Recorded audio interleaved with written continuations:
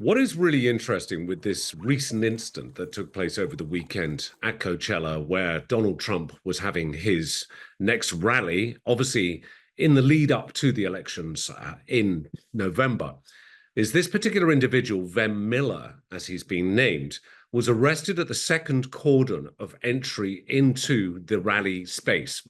And he was discovered to have a number of very suspicious items on him, namely a shotgun, a pistol, an extended magazine. But in addition to that, a number of false documents, some fake passports in different names, some driving licenses in different names, press passes, and also VIP passes, which would have got him in close proximity to Donald Trump. However, some interesting information inevitably has started coming to light that does not necessarily put Vem Miller as an easy associate to someone who would be opposed to Donald Trump by looking at his social media and his interactions with the Republican Party as seemingly a big supporter of the Republican Party. The credit that can be given to the interception of this suspicious individual, and that is as much as we can potentially tag to him right now, is that it was the Riverside County Sheriff who inevitably it will be a local police department whenever Donald Trump has one of these rallies, who will be providing that outer cordon of security. So how much credit can be given to the Secret Service? Well, that would be questionable because ultimately he had not come within as close a proximity to Donald Trump, which would be within their primacy. However, the Riverside County Sheriff's Department were very much on their game, and two deputies that had identified this vehicle, namely by also a fake registration plate, license plate on his vehicle, that they then subjected him to a closer scrutiny, within which they found all these somewhat suspicious items. Before former President Trump arrived to the rally, we made contact with an individual on the inner perimeter of our operation at the rally. As you can imagine, this was a very large event. In regard to previous attempts on the former president's life, this was not something that we were taking lightly. We had a very detailed plan in place on how we were going to keep not only the former president safe, but all of the participants or the attendees of the rally safe. We have his name as Vem, V-E-M, Miller, M-I-L-L-E-R, and his birth date is 10/26 of 1974. And the reason why I gave it to you like that is I will explain later.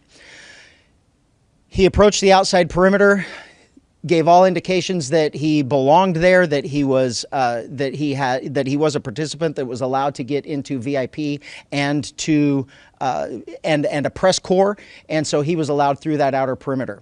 As he got to the inside perimeter, where deputies were conducting obviously a more thorough evaluation of the vehicles that were coming in, there were many irregularities that popped up. The deputy noticed that the interior of the vehicle was in quite disarray. The vehicle had an obviously fake license plate, and that prompted further investigation from our deputy into why the person was there and what he was doing. During that investigation, the deputy eventually found multiple passports with multiple names, multiple driver's license with different names. The vehicle was unregistered, and the license plate was what we in law enforcement would recognize as one that is homemade and indicative of a group of individuals that claim to be sovereign citizens. And assuming the deputy assumes that he was part of that identifying group. So during the investigation, obviously those identification documents were found, in addition to a loaded handgun and a shotgun. Obviously, this was before the former president arrived. The person was taken into custody. He was eventually booked into jail on those charges, and eventually he was released. He will have to further his court case in the future. Right now, we are actively engaged in working with Secret Service and the FBI to ensure that this person is followed up on and all of the information that they can gather. I can tell you that from my perspective, from a state law enforcement agency's perspective, the firearms charges is what we arrested him for and booked him on. Anything further will come from the federal government, and quite frankly, I don't know if we will be a part of that. We will certainly be a part of that investigation and cooperating with them, but those charges, if any, will come from them. They will not come from us. All of us within the security sector, I believe, were not naive enough to believe that the very first attempt on Donald Trump, the first assassination attempt, was going to be the very last. And it was inevitable that we were going to see future or further attacks. And whether this particular instance falls into that category, again, that has yet to be decided. However, the closer we get to those elections in November, the greater the chances are there will be subsequent attempts on Donald Trump's life, because inevitably he has to make himself more visible, more public, more in touch and in reach with his electorate to be able to stand a good opportunity of potentially winning the elections in November. However, it is important to see that security, whether that be delivered by the Secret Services, or whether it be by the county sheriffs, in whichever country he is holding a rally, are very much on their game and they are in attendance. The Secret Service have not been proven yet to really be, as I would hope, to be fully on their game, other than the last recent alleged attempt on the golf course. But there are big question marks that still hold over why and how this individual managed to gain access to what was a last-minute plan by Donald Trump and was able to be in such a vantage point that that could have been entirely compromising. Well, the greatest level of pressure right now is on the head of the Secret Service, and it is essential that they are absolutely on their game and they are fully aware of what is going on and that they are applying their best practices to the protection of Donald Trump, as he is seen as the most potentially viable target by any potential opposing element in removing or eliminating him from the election process in November. So they have to get it right. They have already lost face and they will continue to lose face. And if anything, should they fail again, they will know that the Secret Service will have been entirely discredited worldwide and may even have to be entirely overhauled. There is absolutely no way that any of us are going to truly know what was in his head.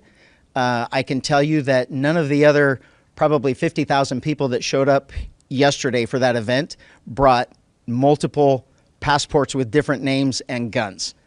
And if there is any further statement about whether or not he belonged there, the statement of him saying that he was given credentials to be there by someone else, that's not up to me to decide. I mean, we didn't arrest him for going inside the facility. We arrested him for having guns, illegal guns in his car.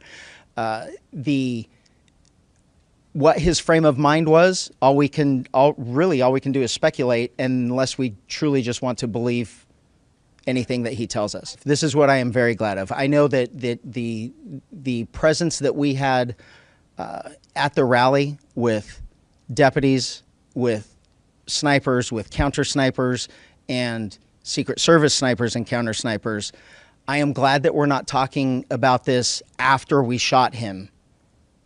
We get to talk about it before, and no matter what, it's all going to be speculation about what his intentions were getting there. What we do know is he showed up with multiple passports with different names, an unregistered vehicle with fake license plate, and loaded firearms.